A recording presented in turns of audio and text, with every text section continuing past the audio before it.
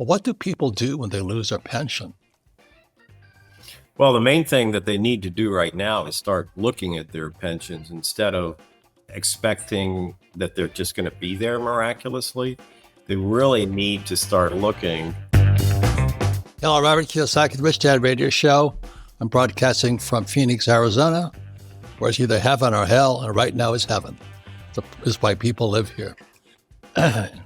Anyway, we have a very important show. I think all our shows are important. But this is especially important if you have a family member who's a boomer, baby boomer.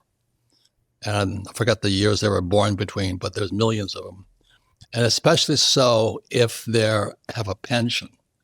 And the reason this is important is when I was getting out of the Marine Corps in 1974, they had a thing called ERISA, Employee Retirement Income Security Act. And anytime the government says our act is to protect your income, bend over and don't pick up the soap, you know what I mean? Because they're going to get you. So my generation in 1974 was the first generation without what they call defined benefit pension.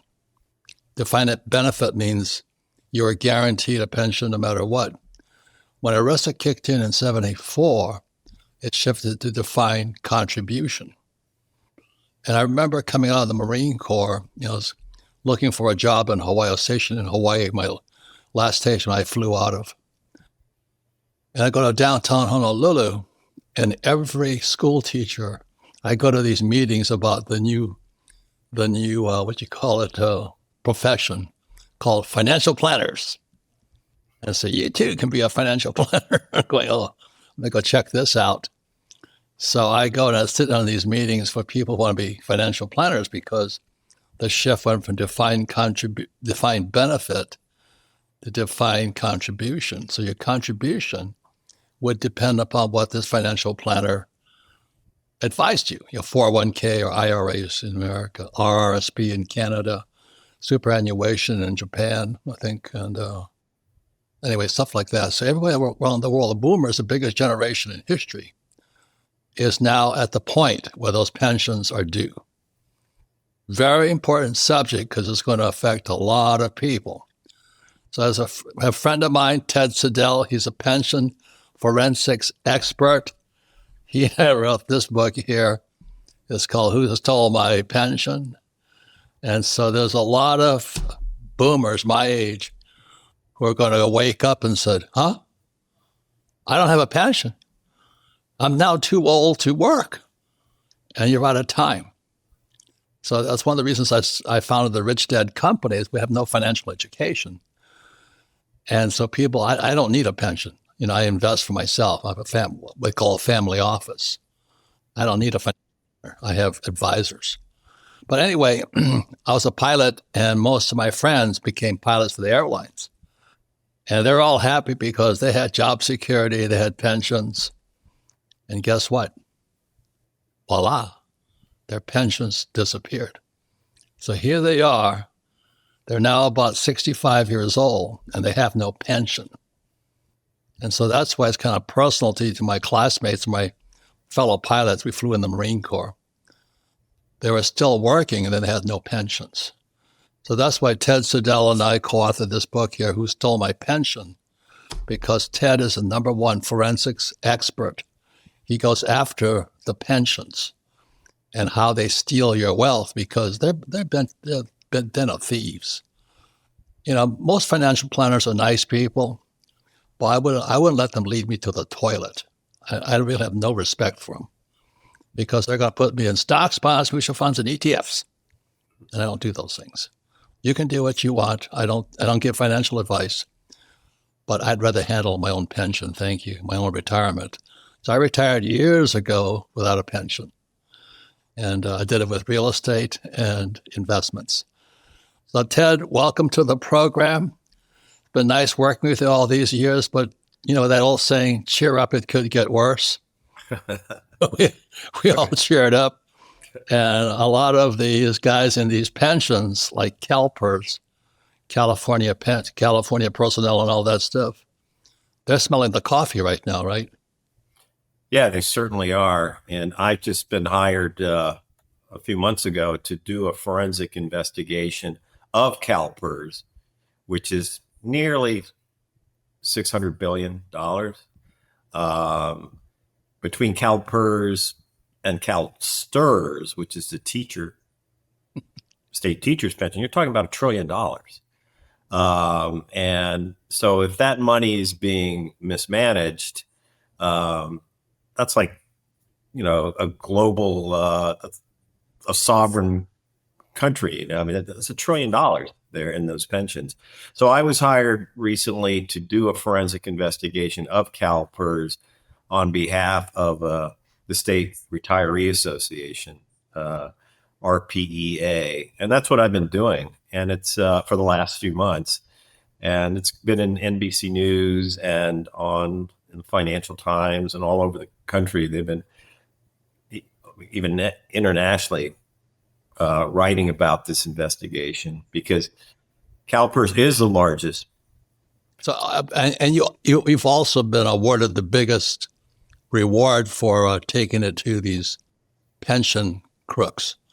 I mean, Yeah, I won the largest SEC award, whistleblower awards in history, nearly $100 million for the investigations I've done. So I got the largest award from the SEC, then the largest award from the CFTC, and then another one from the SEC. So yeah, the federal government has confirmed my findings over the years, and I've done over 1 trillion of these investigations. But anyhow, CalPERS is big news because they are the largest, and pensions move in what we call a herd with a herd instinct. So when the leader jumps off a cliff, all the other lemmings jump off as well. So it's really important that the leader be leading and not misleading. yeah. So what Ted is talking about is called a bellwether, or the cow with the bell in their neck. So whatever CalPERS is doing, the rest of the herd is following close behind. And what you're saying is CalPERS is in trouble? Yeah, CalPERS has been in trouble for the last 25 years. Up until about 2000, Robert, CalPERS was considered the quote unquote gold standard. All the other pensions looked to them. They were the model for effective governance and transparency. All that started falling apart after 2000. One board member went to prison. Another board member committed suicide before he was being sentenced. They've just been hit with scandal after scandal, and they're now pretty much a poster child for poor governance. Yeah. And they champion things like, you're familiar with ESG or DEI, a lot of these progressive investment strategies. CalPERS was the originator of. So, and the herd followed the leader, right? So it's pretty wild. Anything you can imagine. This is the book here. Right. If you're young enough, please read this book. If you're old, like over 50, you might be in serious trouble, because explain why they were committing suicide. Well, these guys who were the so-called leaders of these pensions, these teachers and things like that, they were on the take also. They were getting a commission on both sides. The toast was buttered on both sides. And the main problem with public pension plans, like city, county, state public pension plans, are, first of all, they are not governed by ERISA. ERISA, the comprehensive federal law that you talked about earlier, that provides important protections for participants. Well, when they created that law in 1974, they made a huge loophole. All state and local pensions are not subject to ERISA. So could you explain how these leaders were stealing from the people they trusted to run the pension? How were they stealing? What were some of the nefarious tricks they were up to? Well, one of the things your viewers need to understand about public pensions, state and local government pensions, is they're political animals. These funds, these investments, retirement funds are not being selected, managed based upon what's the best investment, based upon the best performance or merit. They're political considerations. Who's giving to whose political campaign? So basically, there are no rules anymore on Wall Street giving to politicians. And politicians are running these funds. Here in Florida, the state pension fund is $200, $300 billion. It has 3 board members overseeing it: the governor, the attorney general, and the state chief financial officer, none of whom have any experience. You may recall, Robert, I just finished last year investigation. Wait. What you're saying, the people running the pensions and deciding what they're going to invest in have no idea what they're doing. None whatsoever. Last year, I did an investigation of the state of Minnesota pension, and I completed the investigation right before the election. And one of the things we discovered was that Tim Walz was the chairman of the state pension. And you may recall in his election disclosure, he admitted from the get-go he had never bought a stock or bond in his life. In his financial disclosure, as soon as he was nominated, which was the very week I released my findings about how he'd been mismanaging the pension, he admitted that he did not own a stock or bond, never had owned a stock or bond. And yet this is the guy overseeing the, I think it was $250 billion Minnesota state pension.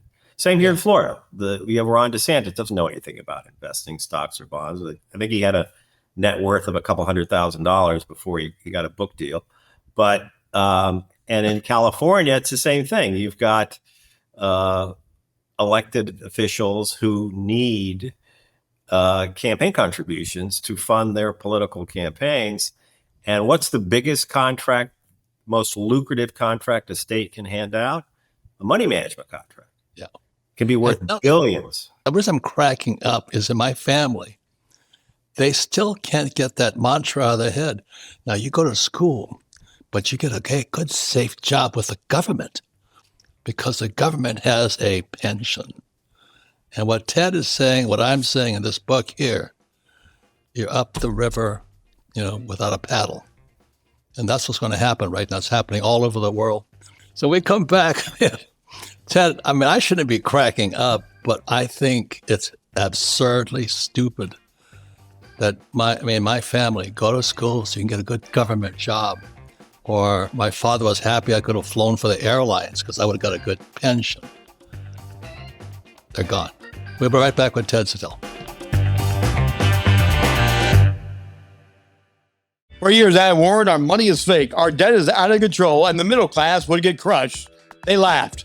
Now groceries are up, power bills are up, everything in your life costs more. The dollar buys less every month. And Wall Street is chasing another technological fantasy with AI. I saw this with .com. I saw this with housing. When everyone believes a new miracle will fix everything, you are in the bubble. So I do what I've always done. I buy real assets, real money, gold and silver. Silver is already up 55% this year, and I believe $100 in silver today could be worth $500 within a year. Why? Because silver is not a trade. It's the backbone of the new economy. AI chips need silver. Tesla needs silver. Solar, batteries, medical tech, aerospace all need silver, and there's not enough supply. Silver is beating inflation, beating the stock market.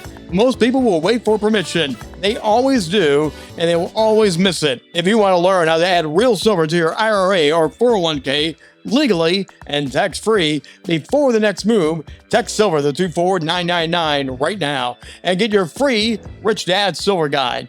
Do not wait. The smart money is moving now. Text silver to 24999 right now and get your Rich Dad Silver Guide. Welcome back, Robert Kiyosaki, Rich Dad Radio Show. And remember, we don't give financial advice. Behind me is a cash flow board game, so you can learn about money, cash flow, income statements, financial statements, so you can learn. And I think the people that play cash flow know more than most of the people running these pension boards that Ted is after. So Ted, what requirement does a person have to handle billions of dollars in money, like this guy Waltz, who was Kamala Harris's running mate for vice president? How much experience did he have running about investing? Zero. There is one of the things that my investigations show is there's not a single state in this country that requires these pension board members to have any financial experience whatsoever. So you've got people running there's 6.5 trillion in public pensions in America. And the boards watching over these funds are laymen. And then you've got, on the other hand, you've got the sharpest Wall Streeters out there selling high risk private equity, private credit, alternative and hedge funds to these cops, firefighters, school teachers who have no training whatsoever.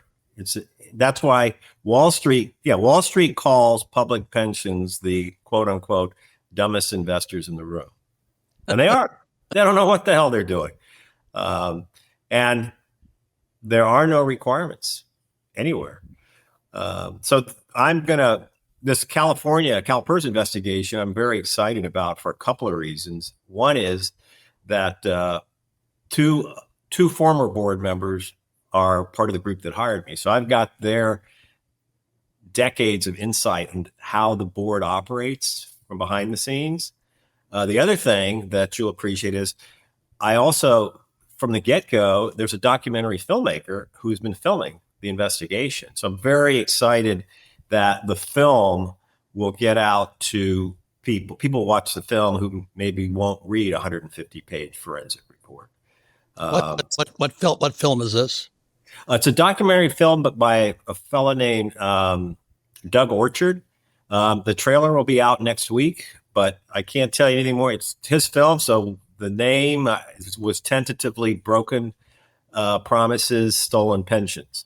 But that will be coming out, and I'm hoping a lot of people will watch the film because there are tens of millions of people who have who are participating in these pensions that, like I said, they're not going to read a 150-page expert report. But they might see an hour and a half documentary film. And the third thing that I'm really excited about here is about this investigation is the fact that I'm able for the first time to use AI to help. And man, I got to tell you, it's a game changer. Really exciting. I shouldn't be laughing, but as a kid, I was pounded by my whole family's academics. The only reason you wanted a college degree was to get a government job with a pension. Why don't you just study money? So that's why, the Rich Dad Company was created to teach cash flow and investing and things like this, that everybody says is risky. But now, I hate to say this, I shouldn't laugh, but homelessness is about to explode. And it's going to be a lot of hardworking firefighters, school teachers, government workers whose pensions are stolen, which is why I wrote this book here. So Ted, any suggestions you have for people of my age, I'm a boomer, who are suspicious or suspect, they're losers right now. They're going to be big time losers, but they're out of time. Do you know what I'm saying? They drank the Kool-Aid of go to school, get a job, and get a pension, but now they're out of time.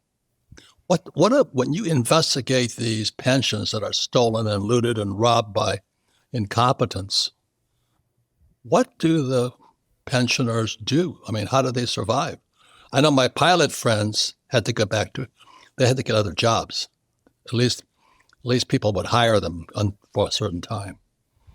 But what do people do when they lose their pension? Well, the main thing that they need to do right now is start looking at their pensions instead of expecting that they're just going to be there miraculously.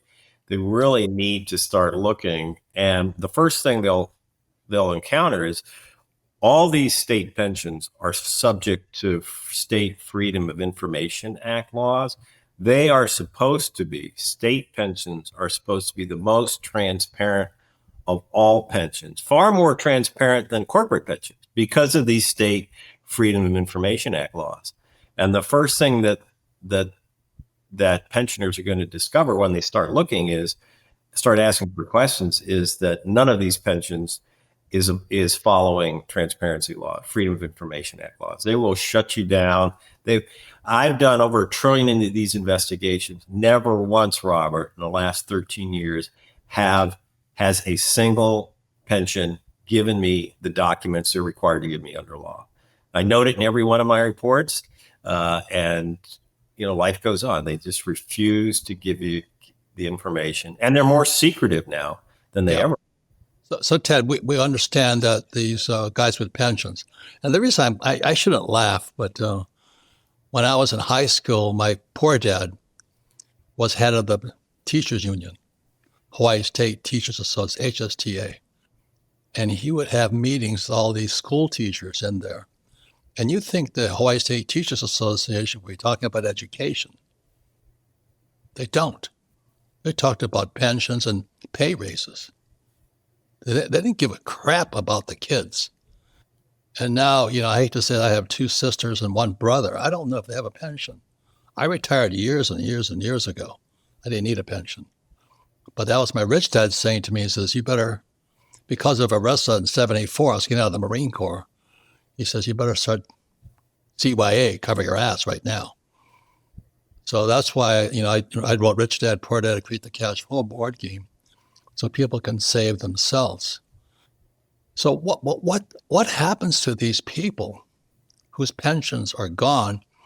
Does anybody bail them out? Does the government, they bailed out the banks. Can't they bail out the firefighters? Well, remember, the people contributing to these pensions are the employers, state agencies, the employees, state workers, and taxpayers. So everybody loses when these pensions go down. Taxpayers have to put more money in, basically. So you're going to end up bailing. If these pensions are gambling on risky private equity and hedge funds and lose, and at the end of the day, the participants and the stakeholders include participants and taxpayers, are going to have to put more money in. And you brought up a good point when you were talking about your personal experience. These teachers' unions, I just this week disclosed that the NEA, the powerful teachers union, is being investigated by Congress, the House of Representatives, for selling costly financial products to teachers. Most people don't realize the NEA is a money manager. They are registered with the SEC. They're a union posing as a money manager, or a money manager posing as a union, however you want to look at it. But they've been doing this for years, selling financial products to teachers. Well, the organization you wrote for was Forbes, or right. Is Forbes. And Forbes called the NEA, not the National Education Association. Forbes called the Teachers Union the National Extortion Association, because our education standards go down further and further and further, but the teachers get richer and richer, simply because they're a bunch of Marxists, I'm not saying they're bad people, but the definition of a Marxist is an intellectual who thinks people should follow what they do. They should be told what to do. And in my family, all the smart guys said, you should listen to me because I have a college degree and you don't. I wouldn't listen to you. Anyway, we're in serious trouble. But I'm glad to hear the NEA is going to be held accountable because, oh my God, they're a nasty organization. They're horrible. Well, the NEA has been taking advantage of teachers and undermining. In the old days, there was a time in America where unions fought to improve the retirement security of their membership, whereas the NEA has, for the last 30 plus years, been undermining the financial retirement security of their membership by selling them high-cost variable annuities that are just not a good investment at all. So I feel badly that the teachers have been taken advantage of by their own union. Should have never happened. A union should not be a money manager registered with the SEC. One or the other. Be a money manager, be a union, but you can't be both, in my opinion. And that's why I say in my family, They're all educated, poor dad's family. Be sure to get a job as a teacher because they have a good pension. It wasn't about be a good teacher, have a good pension. And when the NEA, like Forbes Forbes has been on them for years, but they finally, you're finally going after them, which is really good news. So like, once again, I'm asking the same question. What did some of the people do who lost their pensions late in life? Any ideas? I mean, what do they do? Well, go back to work. Basically, this, or there are only two things you can do: either bring more money in or cut your cost of living. One of the two is you're really forced to choose from. Like was it Warren Buffett said, the difference: a man who makes $100 and spends 99 is happy. He makes $100 and he spends 101, he's unhappy. So there are really only those two things that you can do, or either go back to work or cut your standard of living, or do both. Do a bit of both. I hate to say this, but even McDonald's is letting people go. Do you know what I mean? The economy is being hit so bad, poor people can't afford to fine dine at McDonald's or these fast food places. So it's not a good time to be looking for a job at 65. And AI is going to wipe the rest of them out. So that's why, this is kind of why I started Rich Dad Poor Dad 30-something years ago. A cash flow board games so people can teach themselves. Quick, what I did was that when I get out of the Marine Corps, the first thing my rich dad said to me I had to do was 2 skills I had to have. Number one is I had to learn how to sell. So I got a job with Xerox because I couldn't sell. I was terrified of rejection. And then I kept saying, no, I don't want to sell. I don't want to sell. I don't want to sell. Because in my family, the Poor Dad family, salesmen were scum. And so Rich Dad finally looked at me and says, Robert, how's your sex life? I said, it's non-existent. He says, because you can't sell. So that kind of convinced me to get a job with Xerox. And the second thing, he says, you have to take real estate. I said, why real estate? Because you have to learn how to use debt. Because as you know, the dollar became debt in 71 under Tricky Dick Nixon. So that's kind of what I did. So I retired a long time ago because I have no stocks, bonds, and mutual funds, ETFs. I don't follow Warren Buffett's plan. So I just have real estate of gold and silver, period. And they produce income. Real estate produces income. That's what I do.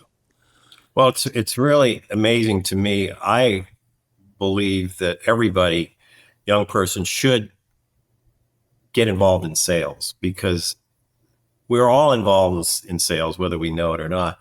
But I hear the same thing universally. If I say to a younger person, get some sales experience, they to them it's like drinking urine or something. It's like, I don't want to be in sales. That's beneath me. It's like, it's not beneath anybody. I mean, we're all in sales, whether we're lawyers, doctors, whatever we do, we are involved in sales.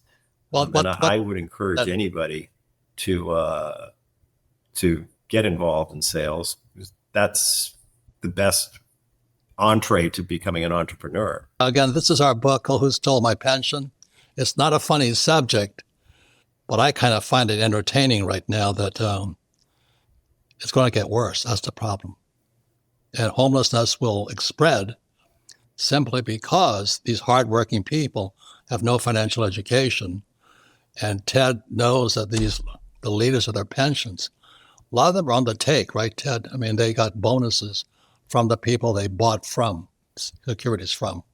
Yeah, in every state, the pension investment staff they're the most highly compensated state workers in any state, more than the governor, many of them more than the president of the United States. They get paid, $1 million salaries or $750,000. State workers. Yeah. And the firefighters, school teachers, police officers, they get screwed. Anyway, yeah. Ted, it's been great being your friend because I get to talk to you all the time about what's really happening because Ted is a bloodhound out there. Ted, thank you very much and keep up the good work. Thank you. Great to be here. And when you come back with a final word from Robert, we'll be right back. Thank you.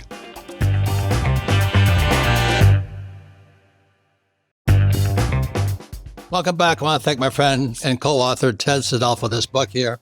I shouldn't have been laughing, but all my years of being an academic family, go to school, get a job so you can get a pension, is coming to roost now. And it's really sad because many of these firefighters, police officers, and my fellow pilots and all that, they'll be homeless without a pension.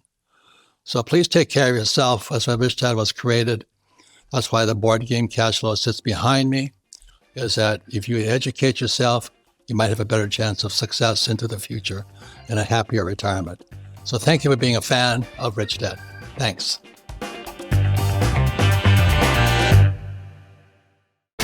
This podcast is a presentation of Rich Dad Media Network.